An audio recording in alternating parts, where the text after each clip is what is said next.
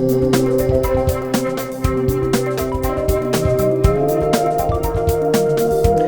to episode 17 of Regulate Tech with me, Nicklas, Berild, Lundblad, and... with me, Richard Allan. So, Richard, today we're going to talk about acronyms. And one of our favorite acronyms starts with an O. It's the OECD. What does the OECD stand for? So the OECD is the Organization for Economic Cooperation and Development. And actually, it's got a really interesting history. It used to be the OECD, which was the Organization for European Economic Cooperation. That was set up in 1948. And really, it was as a result of people learning the lessons of the First World War. I go all the way back. And after the First World War, there was this sort of punitive settlement on Germany. And, you know, the historians will write about this, that it sort of led to economic catastrophe in Germany, which people then blame in part for the rise of Hitler and the Nazi Party, and then the Second World War. So once the Second World War had finished, there was this sort of huge investment plan for Europe called the Marshall Plan. And as part of that, they set up this organization, the OECD, to try and make sure that there was, you know, a healthy economic recovery in Europe, which was actually hugely successful. And if you look at the sort of German economy today, you can see some of the outcome of that. And so that sort of carried on for just over a decade. And then in 1961, it got a refresh, expanded its remit, brought in other countries from around the world into something which is sort of a coalition of the willing, of like-minded countries, sort of broadly democratic and following a market economic model.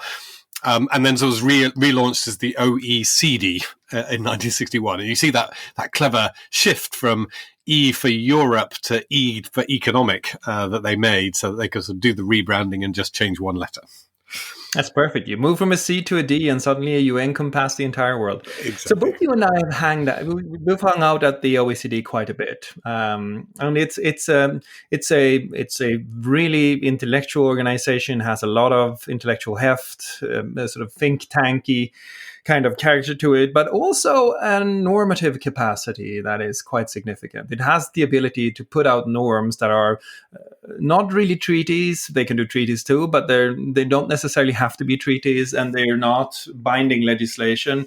But some of these norms have an extraordinary reach and a real impact. And the one that I thought we would talk a little bit about today, because it has really, I think, both made and shaped a field that we both care about, privacy, a lot, is the 1980 privacy principles. So the backstory here is interesting. The OECD saw that there was a lot of stuff happening around privacy in Europe. You saw the addition of privacy and human rights. You had 1968, I think, you had a commission on human rights and technology that led up to, was it 73 that we had what do you remember? So 73 was a US commission, actually, that reported on it. Right. So there's all sorts of activity going on. You're right. And we now today, I think, sort of think of privacy law as a very sort of European-dominated field. But if you go back to the 70s, there was sort of action all over the place. In fact, this the commission in the OECD that came up with these principles in 1980 was led by an Australian judge. A lot of the content of it is based on, as I say, US thinking that was developed in 1973 and then went into the US Privacy Act in 1974, which really just governs what the US government does, but has a lot of the same kind of language in it. So yes, there's also a ferment of activity across a broad range of the OECD members during the 1970s. Yes, and this was sort of when people were waking up to the privacy risk. They were still mainly vertical, you know, citizen state, that kind of thing. But they really did something quite extraordinary in trying to abstract the kinds of things you should care about if you care about privacy in a manner that survived the shift to a more horizontal privacy situation, I think. And it's, I mean, before we sort of just jump into the principles and discuss how they're interrelated and what the emphasis is and all those important things. I think it's also notable that if you look at what the working group name was, or what the early name was of the principles, it was actually for the removal of barriers of data flows. That was the first part of the working name, barriers and data flows and the protection of personal privacy. So early on, the privacy principles were set out to make sure that there were no barriers for data flows across the different OECD economies. The idea being that if we're going to have a working economy that rests on data flows, then we need to make sure that we have an understanding of when and how it's appropriate to have personal data flow across borders.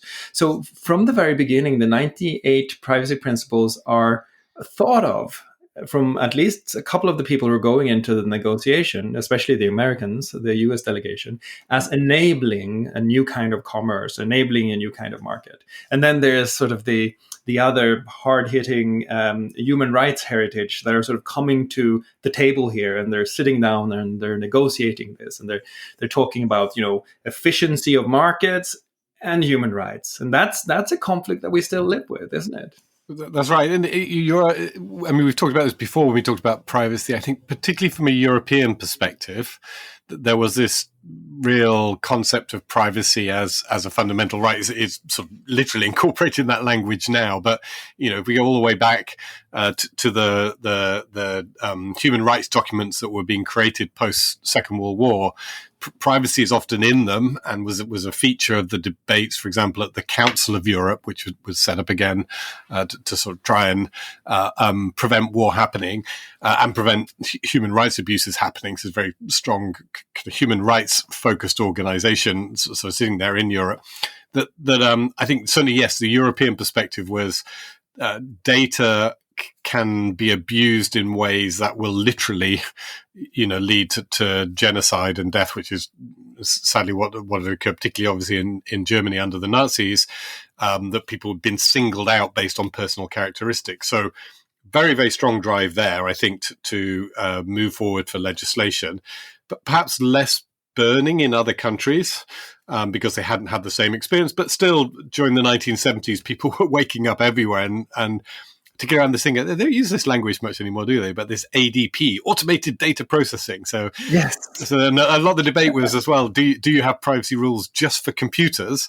And as I say, the language that they used at that time was just for automated data processing, or is privacy a concept, or are data protection rules a concept that would sort of cross whether it's a paper file or an automated file? So it's a lot of the debate there. So people are waking up in the 70s in Europe with this very, very strong, seared experience of the Second World War and fascist regimes that had abused data, and later a sort of seared experience for countries in Central and Eastern Europe where they had communist regimes using data in very, very abusive ways, and then other countries sort of moving along perhaps at a gentler pace, but also bringing in legislation, and OECD sitting there thinking, well, part of our core mission is to make sure that trade happens, that economies are enmeshed with each other. That's both a sort of political and economic imperative. And thinking, well, rather than have everybody heading off in lots of different directions, let's create a template. And it is a template that OECD members can apply when they create their own domestic legislation. Yeah. And it's so interesting because there's so many attempts to do this that simply just wither on the vine, they fail, right? But in this case, they managed to keep, I think, a level of abstraction together with a meaningful set of principles that really did influence a lot of privacy legislation and became, in a sense, foundational for what happened. And I think there's this, it's almost hard to convey how emotional a lot of this stuff was back then in the negotiations. There's a beautiful paper by Michael Kirby about the paper is called, I think, The History, Achievement and Future of the 1980 OECD Guidelines on Privacy. It's published back in 2010. And in this, he sort of recounts the group's work and how everything came together and how they had a lot of open sessions to sort of bring people in and hear from other people in the audience. And he recounts specifically one of these episodes where they're sitting down, they're talking about this, they're talking about the efficiency of market, removing barriers, etc. And one of the people in the audience just jumps up and says, let me tell you what we're really talking about here. In the Netherlands, they had a really efficient ID system. And that ID system had an iron bar for the picture of the person that was identified by the ID card. And in France, we had simple papers that were easy to forge. When the Nazis took over, they killed an enormous amount of people, easily identifiable, easy to localize in the Netherlands. But in France, a lot of them managed to escape and run away because the ID system hadn't nailed them down. And I think this sort of infused the discussion with the notion that you should design your privacy systems and your identity systems, I think, for the worst case scenario. And assume that at some point they will be abused by somebody who will use them to sort of do ill, to do harm. And I think that doesn't shine through if you just read the principles. But if you understand the zeitgeist, if you will, that the principles were shaped in, I think they're a lot easier to read in a sense. That's right. I mean, just in the same vein, and someone will correct me if I'm wrong, but I seem to remember that I think it was Portugal actually had a constitutional bar on using single national identifiers. It was sort of so embedded that there was risk in data that I assume, in their sort of post-dictatorship constitution that they were creating in the 1970s, they said, we must make sure that there's no single identifier that could be used in that sort of efficient manner that you described for the Netherlands. So if this is benign, efficiency of single identifiers is great. But if you're assuming worst case scenario, the efficiency of a single identifier becomes deadly and must be sort of ruled out. And some of those debates are still continuing today. So you're right. I think like very, very sort of emotional in terms of the risk that could take place. And also, again, in some sense, it's sort of novel that some of the ideas were things that people just hadn't necessarily thought needed regulating before. It was sort of, why are we sort of even interested in this? And actually, if we sort of move on to look at some of the principles, the first one, which is collection limitation. So the first principle kind of just says, you shouldn't really be collecting data if you haven't got a valid reason to do so.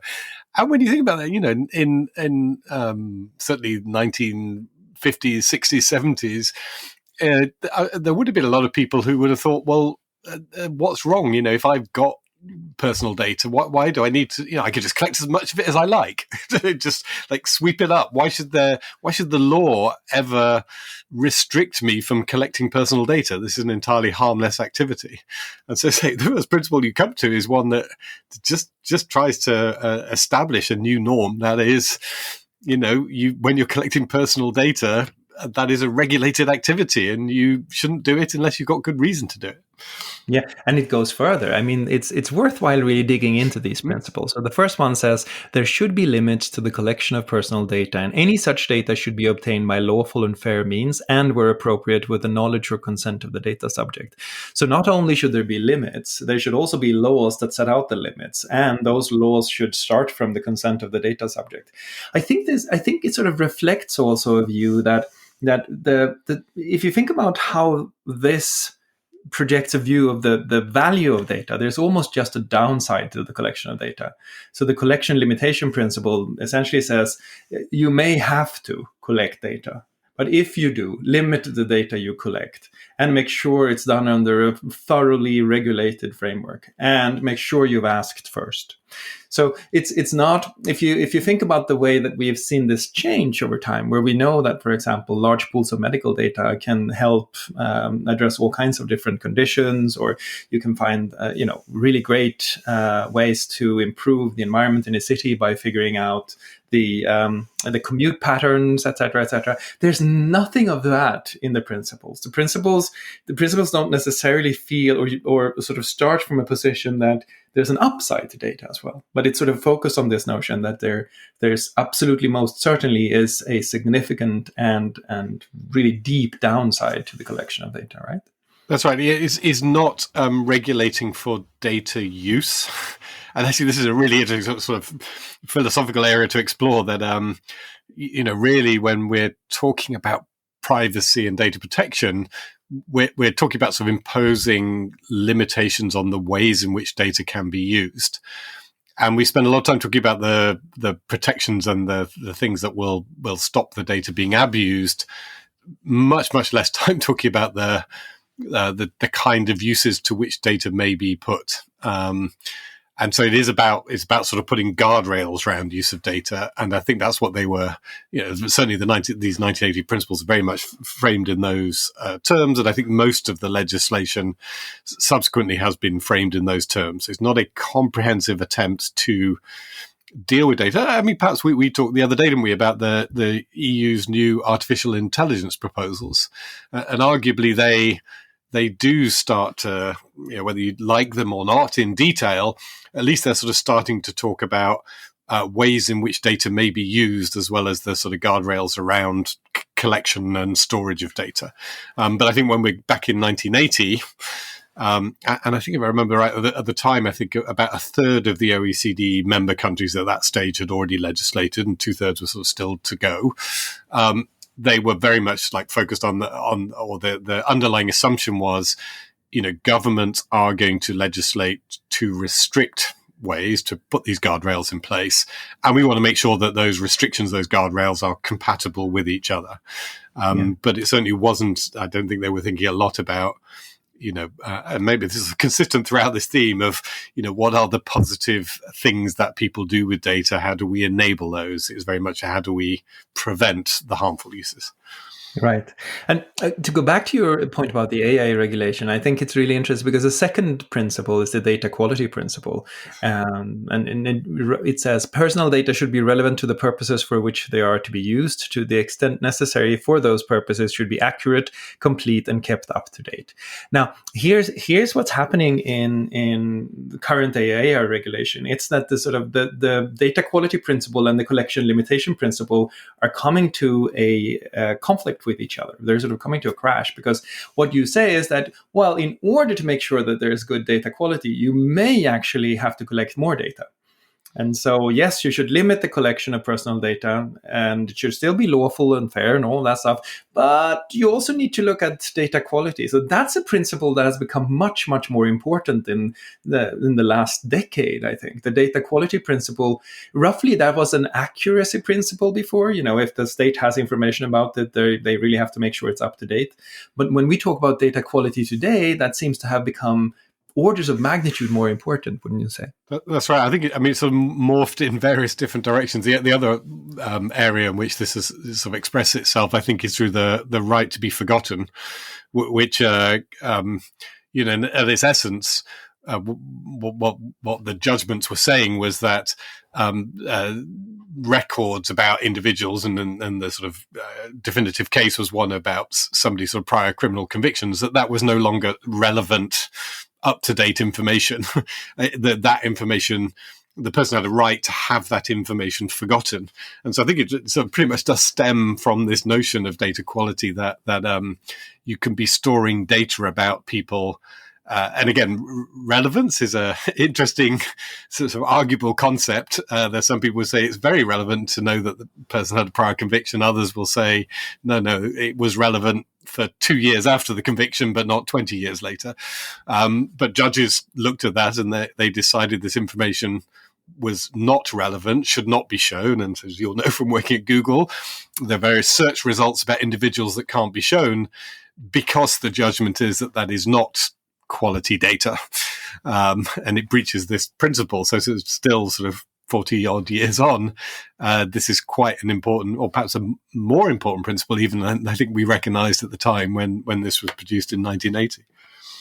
I think it's interesting because part of it is that the quality of the data in the Costeja case, for example, was good. I mean, it was legally, quality was it reflected exactly what had happened. But what the court said was that, yes, but, it's okay to make a decision to publish it in the first case, and the magazine or the newspaper publishing it were not at fault.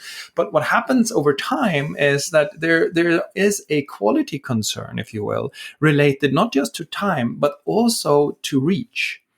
So the data, in some sense, and it sort of becomes very strange and very hard to understand, because what you're saying then is that the quality of the data needs to be much not higher, but it needs to be relevant across a much larger geography for you to be able to actually make it accessible across that larger geography. And that's the thing with the right to be forgotten, to sort of go down a parallel track for a while, that I've always found fascinating. This idea that it's lawfully published in the first place, but making it available to a lot of people through search at a later point in time and to a wider audience is what's problematic. And I think that actually reflects a really interesting view of information as local, and as sort of as the breach here is making local information global, and making information of the past information of the present. So it's sort of this question of, the right to be forgotten is almost like a question of how do you deal with time and space.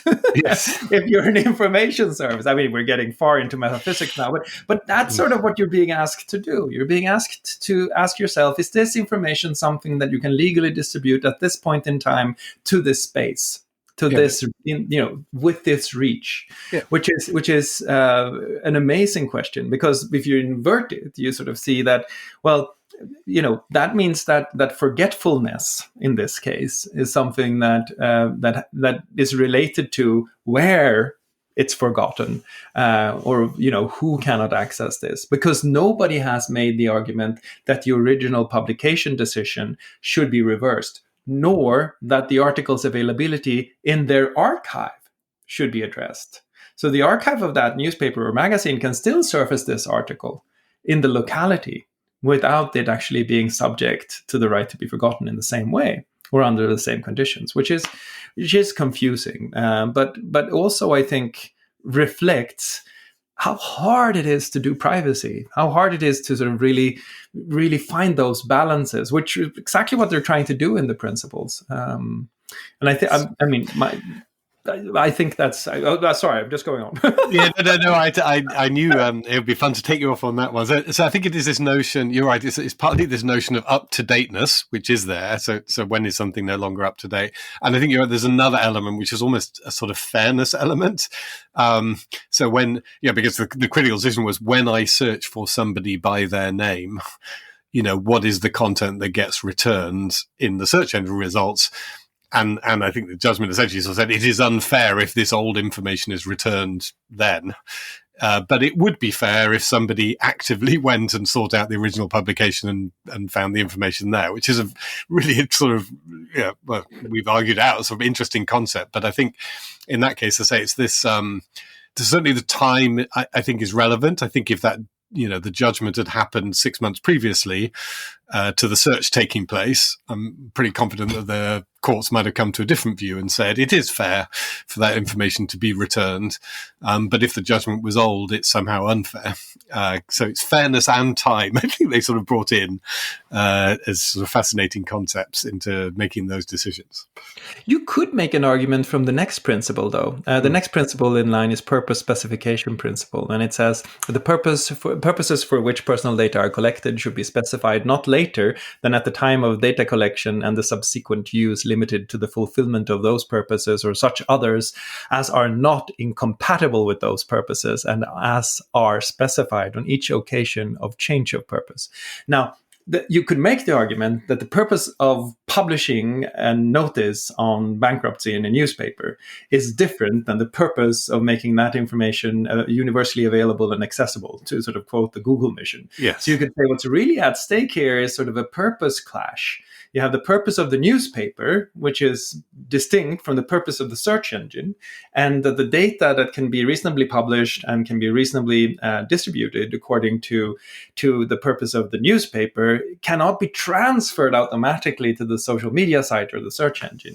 So you could make an argument from the purpose specific, which makes these so interesting, right? Because they can be applied to every single case, and you can tweak and work, and there's something about this that sort of makes it into metaphysical Legos. Yeah, I think we might have just destroyed the ability of search engines to index anything that involves personal data. In that, if we apply it in that way, I mean, which you say is an interesting concept. I would not recommend that way. I like search engines. Exactly, but it's a sort of fascinating extension again. If you take some of these principles, which are at one level, and this you're right, it's very interesting sort of framing that at one level they are what you might call common sense principles, and that's always dangerous in anything political to say, well, it's just common sense. But there is an element. You read them and you kind of go, it makes perfect sense to say, you should tell people what you're going to do with their data, and then that's what you should do with it and not other things. But then when you apply these much more complex real world scenarios, like I've told you that, I'm going to collect some data in order to post it up on a website, but you haven't specified, and the website may then get indexed by a search engine and and off we go. There's going to be a whole sort of chain of things that take place. Is that in breach of the principle to allow that to happen? Or on social media, the other example, and you've destroyed Google's model, so I'll destroy Facebook's model now just to keep it fair. But if I take a photo of somebody and I post it up on social media, it may have been clear that the purpose, was I explicit with the person that the purpose of me taking the photo or collecting their data in the photo was to distribute it more widely? To what extent do they decide how widely that photo, which is my photo on my phone, but includes their face, their personal data, is distributed? How much control do they have over that? So again, if you take that sort of very simple language like purpose limitation, you still need to interpret it. And you need to say, are we interpreting it in a way where we are intending to be as restrictive as possible? And if we are, then we're going to say the default must be that, search engines are not able to index your website. Otherwise, you've sort of crossed the line. And that photos must be restricted only to very small audiences and not allow friends of friends or wider audiences to access them. So that would be one interpretation, a very sort of restrictive one. The other is to say, look, if, the purpose is, if you reasonably explained it, people have a reasonable enough sense. If it's on a website, it's going to get indexed. If it's a photo posted to social media, you can't completely control who it goes to.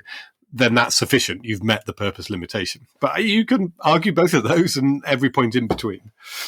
Yes, and that's why I think there are exceptions to the data protection rules. When they're actually put into legislation, you have to tackle all of these really difficult trade-offs, and that's the point at which you get exception catalogs and you get all kinds of things that that allow you to work with the interpretation. But the purpose specification principle is truly fascinating because it sort of asks again a deep metaphysical question: what is a purpose? And this has real world implications. There's the Swedish case, for example, where a lot of genetic data was collected for the purpose of medical research.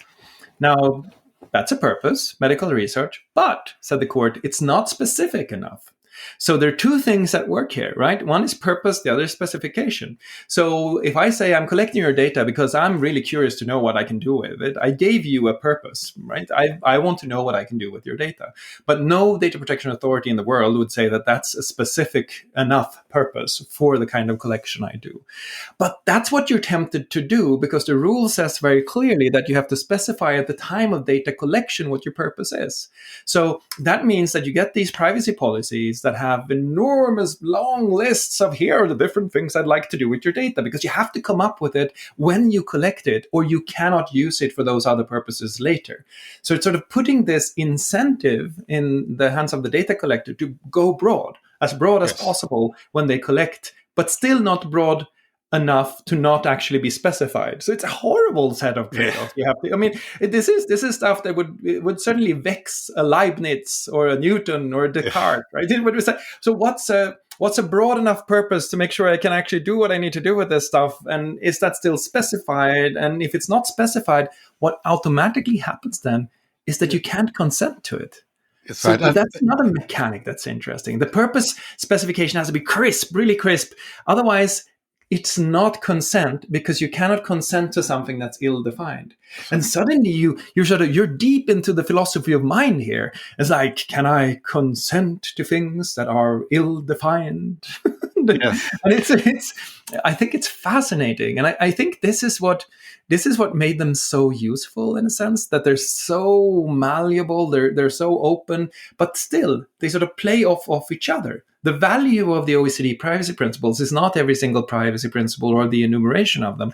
It's that they have laid out the dimensions of tensions in the privacy space in a way that really forces you to sort of walk through the cases and sort of, to your point, you're always good with your analogies, right? This is where you have to start telling stories about medical research or other things and understand how that works. Yeah, I think you're right. The principle isn't called the principle of purpose generalization, which is a response, or specific generalization, which I think is where privacy policies do end up. So that the generalization or the response tends to be exactly as you say, that in a privacy policy, the temptation is for an organization to say, we are collecting your data for medical research and related purposes, you got to put it all in, and then you get told you can't do that, and so then you say, and yes, it's for medical research, which may encompass, and then you list 50 different things. So it's a sort of a general specific, is that right? Something which permits you to use the data more generally, but based on the list of specificities. And none of these are really very satisfactory solutions. But I think you're right. Essentially, it was reflecting very much live debates that legislators were going through at that time. So as they were sort of crafting these early instruments towards the end of the 1970s. And again, that OECD working group is full of people who are sort of grappling with these issues day to day. And you're right, they did, I think, settle on things which we're still grappling with today. And there will be, I'm very confident. In fact, I think there are cases going up to for example, the European Court of Justice under the General Data Protection Regulation, which is the sort of latest incarnation of European regulation, which reflects these principles, precisely to look at these questions of how general and how specific can you be? How should we interpret purpose specification through the instrument of the GDPR? And that will look at, Google's privacy policy and what it asks people to consent to as a test case, and come to a view on that. Yeah. And then look at, are those purposes specific enough? And then of course you can't understand the purpose specification principle if you don't understand the next one, which is the use limitation principle. They're sort of one and the same. And I always wondered, and this is me being stupid, I suppose, I always wonder why they broke them up into two different kinds of principles. I think it's probably because the use limitation principle is very much about, it sort of starts out saying this: personal data should not be disclosed, made available, or otherwise used for purposes other than those specified in accordance with paragraph 9, except with the consent of the data subject or by the authority of law. So the original use limitation principle actually allowed for consent to void the purpose specification principle. But that is not what you find in any of the privacy legislation, nor in the actual practice of the DPAs. So the OECD privacy principles reflect a highly individualistic conception of privacy, where the individual reigns supreme and can sort of consent to things that are not specific enough or where purpose has not been specified. But that slowly then crept away, especially in European privacy legislation. And I think one reason for that is that European privacy legislation, to a large degree, was a mix of private and public law. It had sort of both of those in it. And the public law element, much like a public health law, right, was sort of set out to protect the individual from him or herself. So that part of the use limitation principle, the real value and power of consent, was diminished over the ages and became, I think, if you look at one of the principles that I think has been weakened the most, I would say that notion that consent really carries a lot of power has slowly been chipped away at. And there's been more and more of the public law intuition that we need to save people from themselves because they make really horrible decisions. And so we talk about informed consent, and we talk about articulated, expressed, documented consent in different ways. It feels to me as if that sort of sub-bullet within the use limitation principle, where the consent of the data subject actually really can ameliorate a lot of other flaws in the data collection, is almost gone today. What do you think? Yeah, I think so. I think, again, that reflects the fact that the history of these principles is that they do very much depend on the fair information practice principles, which is another bit of jargon, but that is those are sort of ideas that were developed in the United States. Again, go back to the 1970s, and there's a lot of the privacy law action is happening in the United States. A lot of the thinking is happening there. And so I think you do see that more strongly in the OECD principles. And again, we repeat a theme we come back to. I think it's fair to say, as observers, that United States law tends much more to be towards the individual has a right to make mistakes, and individual decision making, sort of overrides other considerations. European law, I think, in general, and again, legal scholars may jump in here, but I think it tends to have a little bit more of the paternalism to it. There's the sort of notion of we must protect people from their own foolishness. And so I do think that in the OECD principles, we're seeing something which has got a much stronger US tradition within it than current incarnations of privacy law in Europe, which now tends to be the law that most people look at. And again, these principles, these fair information practice principles, sort of went into various parts of US law. When it came to government activity, they're there in the law. When it comes to private sector activity, they're more guidelines rather than legally binding requirements. But they do, I think, have this stronger notion that, yes, these are all the things that a company should do. But ultimately, if an individual chooses to use a service, or chooses to provide data in a particular way, or is comfortable with their data being used in a particular way, however ill-advised the state may think that is, that they're perfectly entitled to do that, and a company shouldn't be penalized if somebody, if for whatever reason they're able to, as long as it's reasonably fair, persuade someone to sign up for something which the state may think is ill-advised. I think in Europe, we would be much more inclined to say we must not allow a company to offer something ill-advised. The law should restrict them from even, putting that on the table if it's inappropriate. And part of that will come back to this, again, European notion that fundamental rights and privacy embedded as this fundamental right, and therefore to allow companies to do things that would contradict that fundamental right, even where they have the consent of the individuals, would not sit easily with that European model. I think that's right. And I think that one sort of interesting sub-reading of that is to say, look, if you sort of jump a couple of principles down, you jump to this individual participation principle.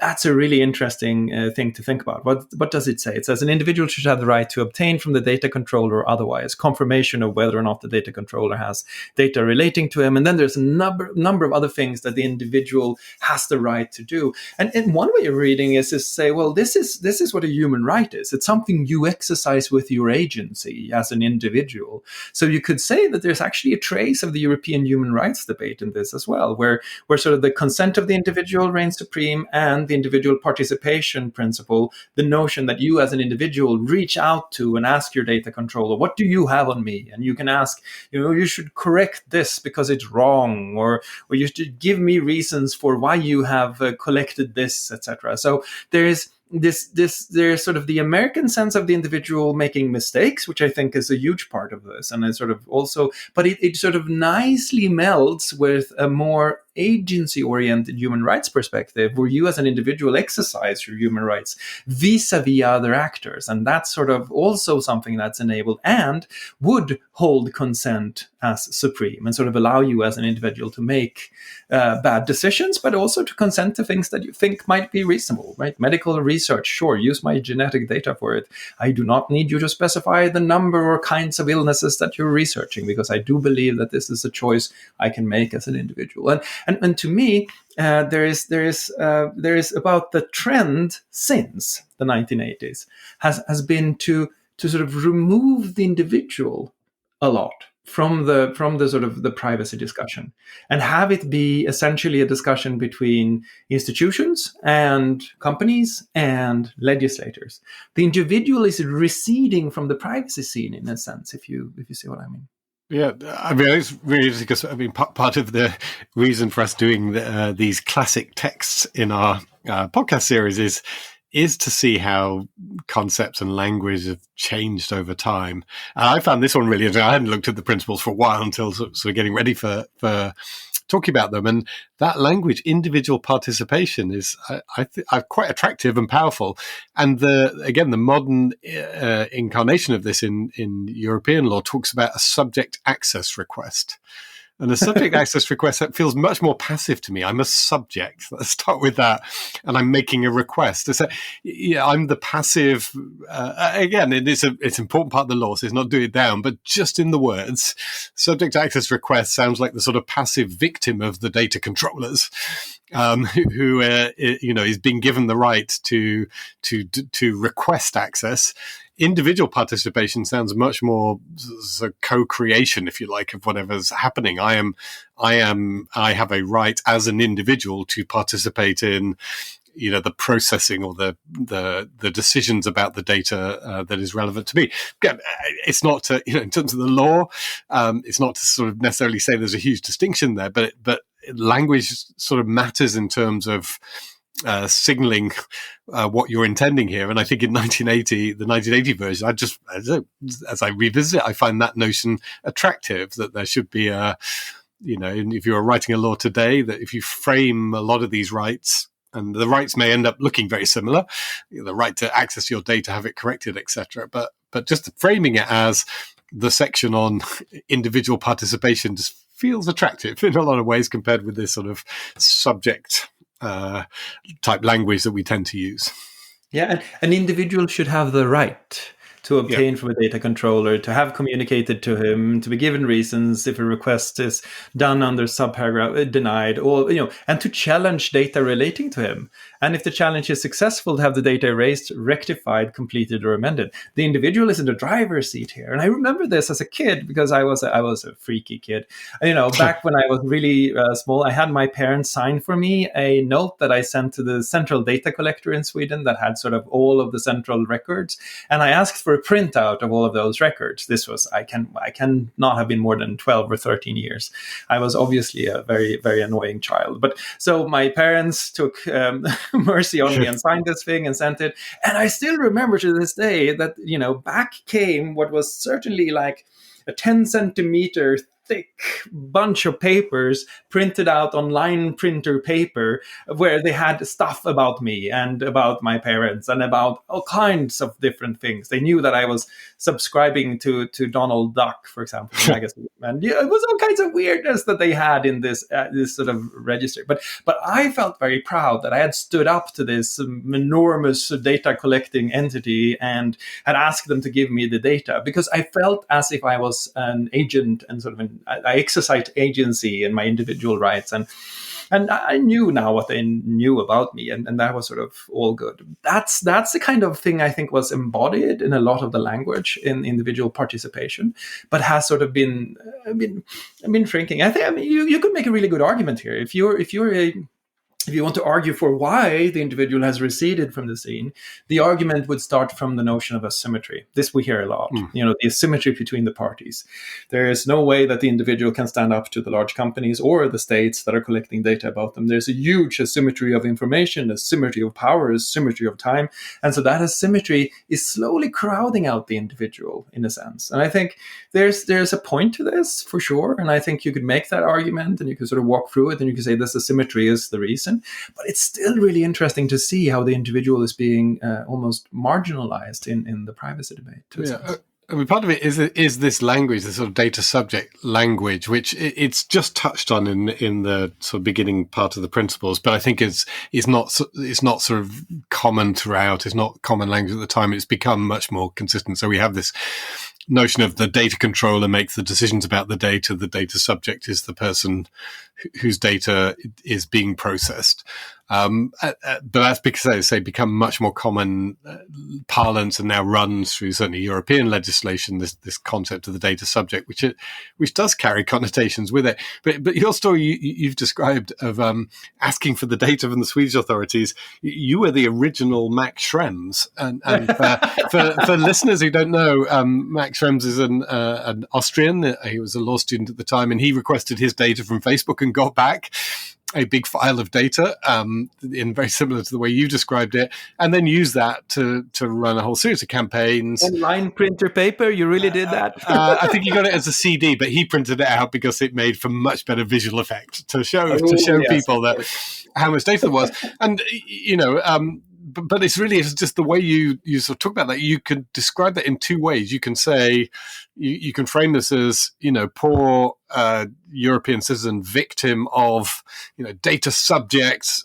persecuted or by this data controller, or you can frame it the other way and go, wow, this is incredibly empowering because of legislation based on these principles. And 15 years after the OECD principles, Europe adopted its original data protection directive in 1995. Because of that, an individual in Europe does have these rights, is able to do their individual participation, can challenge Facebook, which is not, even at this stage, a sort of necessarily an entity in their country. Max was in Austria. They weren't present in Austria. But through various legal mechanisms, they can challenge this company. And he has been very successful in a number of court cases, sort of really quite fundamentally shifting what people can do, including, as we've debated elsewhere, some big question marks that now sit over transatlantic data flows between pretty much any large corporation and entities that they have in the United States. So, I think that's a prime example of somebody not being a subject, but a participant. Right. And again, it's really the way you look at it. I've heard the framing to say, oh my God, this is sort of so terrible. The law is not working because, Max Schrems had to take this court case. I turn around the other way and go, my God, the law is working when, a 20-something law student using their rights quite properly within the European Union can take these cases and make massive waves. And if we go back to sort of why these principles came in the first place, prior to these principles coming in, or laws based on these principles, there was nothing you could do. You were a data subject then because there was no law. People would collect your data and do what the hell they like with it. Fast forward, and yes, it's not perfect, and maybe companies shouldn't be doing all the things they're doing, but my God, you've got some pretty robust rights under the law that you can exercise at pretty low cost in order to be able to try and assert what you want as an individual participant. So this may be one of the principles that has worked most effectively if you take that interpretation of it.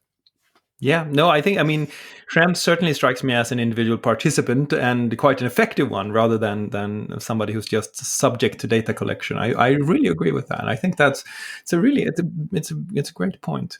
Now, moving on, I want to if that has receded, if sort of we've seen more emphasis on data quality, we've seen less on the individual participation and much less on consent, who's sort of slowly been limited in different ways and qualified, etc. So consent, individual participation is receding, data quality is going forward. One thing that has really, really, really gone forward and become much more important is Principle 12, the openness principle, right? There should be a general policy of openness about developments, practices, and policies with respect to personal data. Means should be readily available for establishing the existence and nature of personal data and the main purposes of their use, as well as the identity and usual residence of the data controller. Transparency is the key word of the day. This is one of the principles that has not just survived, but I think thrived in the 40 plus years after the principles were formulated, right? It has, but I think this is one area where critics would, I think, argue that it's still wanting. And actually, I think this openness principle ties with the last principle, which is the one of accountability. And so Which is the one they added, by the way. The OECD, where Michael Kirby says that the accountability principle was their unique contribution. So the notion of accountability, which translates ultimately into the notion of fines, if one sort of traces it, was the OECD's unique intervention or innovation in the principle land. Sorry, go ahead. Yeah, and actually, to that point, though, if you look at the sort of distinction today that in the United States, these principles are there as fair information practice principles, but they're sort of advisory from the Federal Trade Commission, and there isn't the same, if you're arguably sort of accountability in the sense of, you can be fined by a data protection agency if you breach them. But the European version, absolutely, that's the direction they've gone in. But I think there is still perhaps more of a focus on that. The accountability mechanisms have been strengthened, but I think a lot of feeling that openness, or companies are insufficiently open about what they're doing, and it is still quite hard to hold them accountable for that.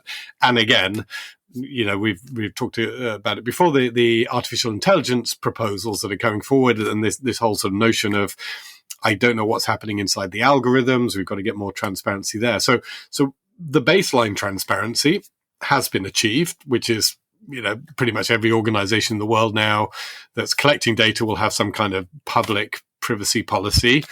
And in the privacy policy, they will state where they're processing the data, et cetera, et cetera. Where people have sort of moved on is to say, well, that's not sufficient.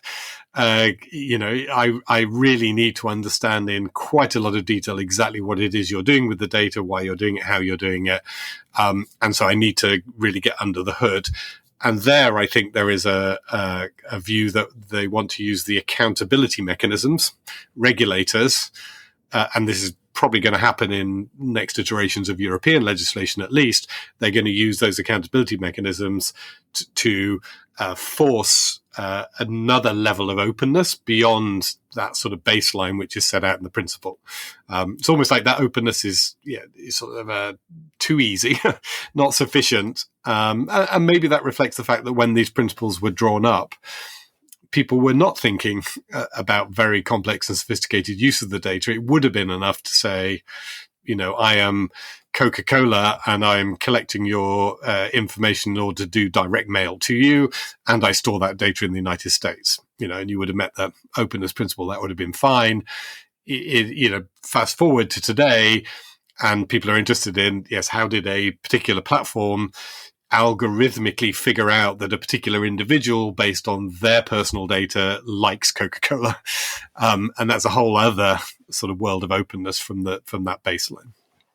Yes, but I also think it's interesting that the openness principle can be sort of co-opted by other actors than the state. So one of the things that sort of fall under the openness principle is this practice of publishing transparency reports that I think has been also a really important addition to the overall understanding of how personal data is used.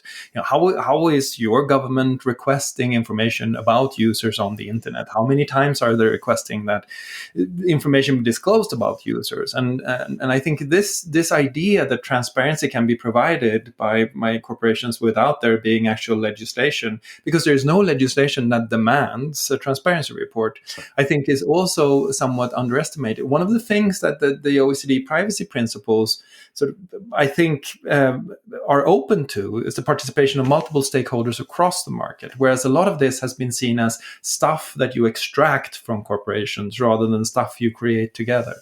And the openness principle is also interesting because I think there is if you think about sort of the overall concept of transparency, there is no clear answer to how you become transparent in an efficient way. Because I can tell you everything that's happening with a piece of personal data that's collected about you, but I would bet that it will take 5 minutes perhaps for you to be bored out of your mind if I do that.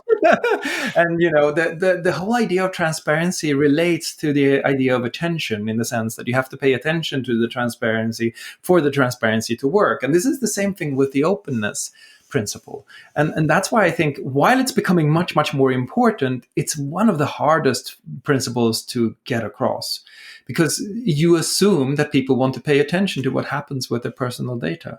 And that is true in some cases, and for some people, for Max Schremm, that's certainly true, but it's not true for a lot of other people. And so how do you square that? That's a really difficult area, because it's the old sort of data information dilemma that information is useful and data not necessarily, and so you get that often here in spades. So if I, as you describe, if I publish data about everything that I do with your personal data, that may not provide you with the information you need, which is to really understand what's going on, partly because it may just be too much. And that doesn't remind me that dealing with a sort of another area, but a relevant one, when in the UK they started publishing information about the expense claims made by individual politicians. the time when it was most high risk was when a small amount of pieces of information were being released selectively. Once you start releasing everything all of the time, it starts to become really uninteresting because there's just this sea of data, and within that, people can't really sort of extract highlights. So one of the strategies is, publish everything, and then you'll actually get a lot less attention. And you mentioned the transparency reports. I was at Facebook at the time when we were deciding whether or not to put out transparency reports about government requests for data, and that there were some voices sort of very hesitant to do that because they were concerned that people would zero in on individual areas and they'd be asking questions which we would have answers to, but it would be very difficult. How do you avoid getting into tense situations when people are really zeroing in on particular requests in a particular country, and you may say things that upset people, whatever. In the end, if you publish a full transparency report with a list of all of the requests from all of the countries, there's remarkably little interest from anyone. So in other words, the more you publish, the less interesting it is. And I've experienced that in a number of different areas. So yes, we may make assumptions that openness is going to be sufficient, and then we may get frustrated when it happens and it doesn't produce the reaction that people expected. Again, just another example that there's actually really some quite good information out there about how the Facebook newsfeed algorithm works. It explains in quite sort of detail exactly the factors that go in and how they're weighted. Not down to the level of like every single item of the thousands of items, but it gives you a pretty good idea. And I think they even have a button now where you can click and see it. But that's sort of not really interesting to somebody who goes, I think there's something mysterious happening in the algorithm. I want to find the 3 data points that tell me about the mysterious thing. I don't want, this sort of huge mass of data that doesn't help me identify the problem that I think is there. So it's a real challenge. How do you what's the point of the openness? Is the openness that there should be a mass of data out there in case you want to check on things? Or is the openness intended to reveal the bad things that you assume are happening, which is why you demanded the openness in the first place? And those are very different models for it. And I agree. I think that the original openness principle actually goes back to what you said in the beginning, that up until the 1970s, people were like, well, of course, I'll collect personal data. That doesn't matter. I don't need to tell anyone. The openness principle has this. It says means should be readily available of establishing the existence and nature of personal data. Just the fact that somebody had personal data was not necessarily open to people. So we have now morphed this principle into transparency, which is this idea that if I should have complete understanding of everything that happens in a system, and that's when I can acquiesce to my data being in some way collected by it. That's sort of when it's really possible to consent to data collection, which of course assumes that people have an infinite amount of time and that they're willing to use it for this. And I think you at some point, I think, referred me to a study that calculated the amount of time you would have to spend on reading privacy policies if you wanted to read them properly before you agreed to them. And it made it into at least months of work for people to do a year if they wanted to sort of really make sure that they read through privacy policy. We've ended up in this place where there's sort of an enormous demand for openness and not really a supply of attention. And I'm sort of worrying that we're teaching people the wrong thing with the tension between the two. That sort of the transparency becomes a symbolic thing that doesn't really change the game, perhaps. And I'm not sure how that works. I mean, I think the most promising areas that are happening in regulation at the moment, for me at least, are those which sort of tend towards regulators having special access and or sort of audit capabilities, because those are people with attention. I mean, they're literally paid to be paying attention, and resources. And I think that actually could be a lot more interesting. And again, it sounds exclusive. I'm saying that the access should be for regulators rather than the general public.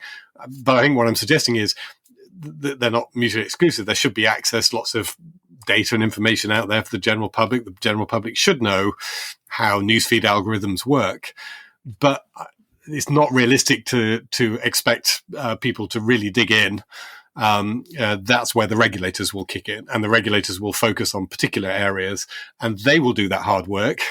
And then they will tell the public what they found, whether there is anything in there or not. And you could argue it'd be similar, yes, for the privacy policies. Let's not get too stressed about the idea that it's impossible to read all the privacy policies, as long as there is a regulator that is has got the capability to go and look at privacy policies, perhaps on a selective basis where they think something is high risk, not necessarily all of them all of the time. Much more realistic for the regulator to be, looking at the world of privacy policies than expecting any individual to be doing that. Am I on the paternalistic rather than the individual participation side here? But I think there's two combinations. I like that. I think there's a lot of truth to that, and the openness principle morphing into a transparency principle and then ending up being an audit principle is not an unlikely trajectory, is it? Yeah. I mean, I think that's right. So we're nearing the end of the podcast. I'll ask you a sort of put it on the spot. If you could edit just one of the principles, which one would you pick?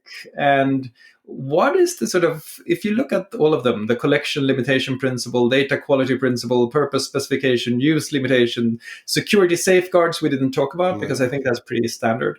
Then openness, individual participation, and accountability principle. Which one would you, because these were revised in 2013, and we have talked about the original ones because we are the original OECD gangsters. Yes. Which one would you sort of feel, that's one I'd like to dig into a little bit. Yeah, I mean, I would have no surprise from our discussion today. I'm really interested in this individual participation one and how that relates to all the others. Because I do think, again, we talked about this in some of the other conversations around privacy law today. For example, this situation we might arrive at where an individual chooses to use a service which is processing in data in ways which are deemed to be unsafe. And we're going to hit this tension between, does the state get to decide whether or not you can use that service, or does the individual get to decide?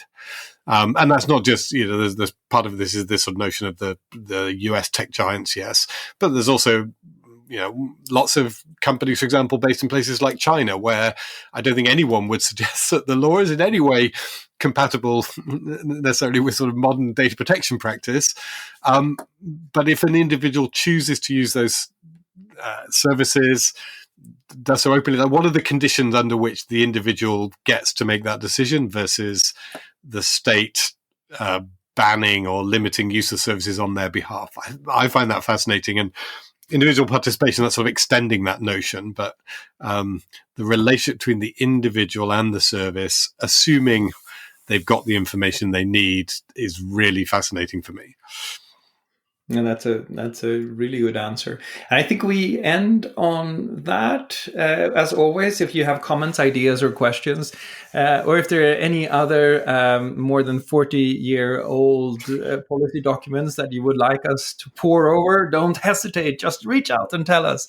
We would love to hear all of your comments. And you can find this podcast at Richard's website, which is www.regulate.tech. Thank you so much for listening.